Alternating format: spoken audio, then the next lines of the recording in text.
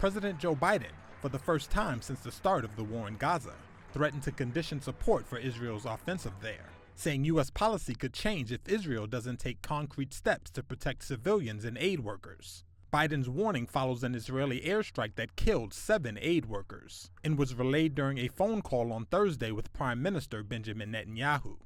We've gone from a hug to a handshake to a slap on the wrist today. Laura Blumenfeld, a senior fellow at Johns Hopkins School of Advanced International Studies, said it marks the first time Biden has sought to leverage U.S. aid to influence Israeli military behavior. Look, this is tough. It's Biden on a tightrope with no net.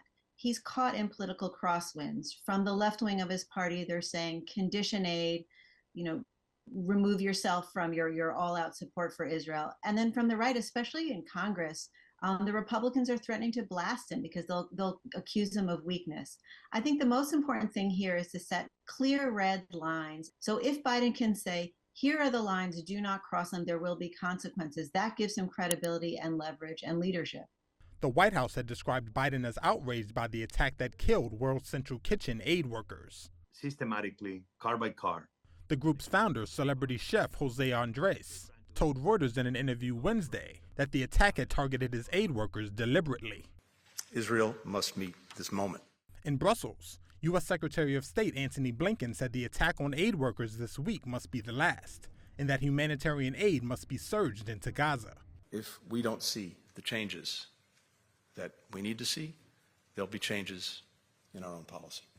At the White House, spokesperson John Kirby declined to elaborate on what specific changes the U.S. would make to its policy toward Israel and Gaza, but said the U.S. expected to see an announcement from Israel on steps it's taking to protect civilians and aid workers in the coming hours and days. We want to see that even as the Israelis work through their investigation, that they are willing and able to take practical, immediate steps to protect aid workers on the ground and to demonstrate that they have that civilian harm mitigation in place.